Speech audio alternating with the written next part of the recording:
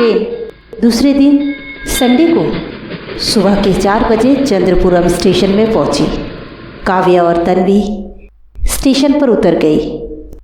उनके उतरते ही train whistle मारते हुए सन्नाटे को चीरते हुए चंद्रपुरम स्टेशन को छोड़ते हुए चली गई। ट्रेन के जाते ही मानो जैसे सन्नाटा सा छा गया स्टेशन पर। काव्या और तन्वी सूटकेस लिए प्लेटफॉर्म में खड़ी हुई थी। काव्या की नज़र मोहन को ढूंढ रही थी। मोहन जो कि उसकी माली का लड़का है। अभी मोहन और उसकी बीवी कमला ही उसकी हवेली की देखभाल करते हैं। काव्या और तन्वी स्टेशन के प्लेटफॉर्म पर खड़े हुए मोहन का इंतज़ार कर रही थी। इतने में मोहन दौड़ते हुए आया, सूटकेस उठाया और हवेली की तरफ बढ़ने लगा। तन्वी फिसफिसाते हुए काव्या के कान में कहने लगी, अजीब इंसान है ये, कुछ बोले बगैर सूटकेस लिए और चल पड़े। काव्या उसे गुस्से से जवाब देती है, बेचारा बोल नहीं पाता है। तन्वी फिसफिसाते हुए काव्या के कान में कहने लगी, अच्छा है, हम कोई भी बात करेंगे तो ये सुन नहीं पाएगा। काव्या उसे गुस्से से जवाब देती है, चुप, कुछ भी बोलती रहती है, पहले पूरा बात तो सुन ले। मोहन सिर्फ बोल नहीं पाता है लेकिन सुन पाता है। तन्वी घबरा के पूछती है, अजीब बात है, लेकिन मैंने तो सुना है जो बोल नहीं पाते हैं वो सुन भी नहीं पाते हैं। काव्या मायूस होकर जवाब देती है, मोहन बचपन में बोल पाता था लेकिन एक हादसे ने उसकी आवाज़ छीन ली है। तन्वी अफसोस के साथ जवाब देती है, बेचारा। दोनों बात करते हुए मोहन के पीछे चलने लगी।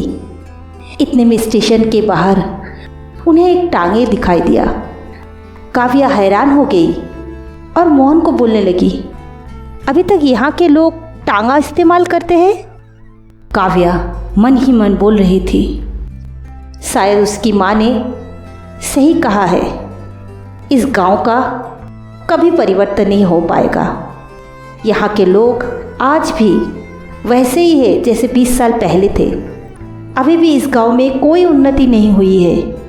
पता नहीं यहाँ पर फ़ोन का नेटवर्क है भी कि नहीं।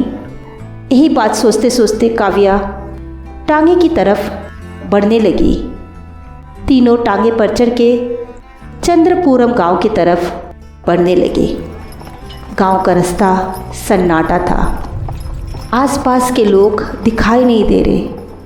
पेड़ पौधे जैसे सुन होके खड़े हुए हैं रास्ते पर। तन्वी और काव्या एक दूसरे की तरफ देखते हुए कहती है, ये हम कहाँ आ गए।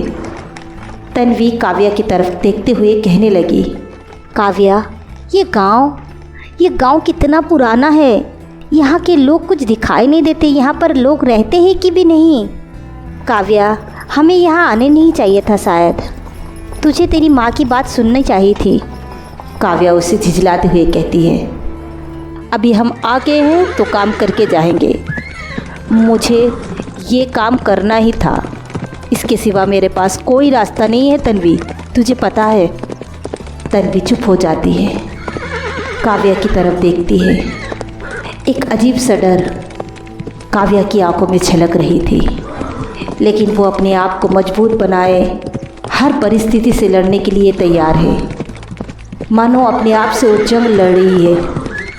उसे पता है आने वाला दिन उसका लिए बहुत बड़ा मुसीबत लाने वाली है, लेकिन उसने ठान ली है, अब इस पार या उस पार ये जंग उसे जीतना ही है। 20 साल पहले उसके साथ क्या हुआ था, वो डरावना साया अभी तक उसका पीछा नहीं छोड़ा है। हर रात उसे डरावने सपने आते हैं। हर रात वो अपने आप से लड़ रही है।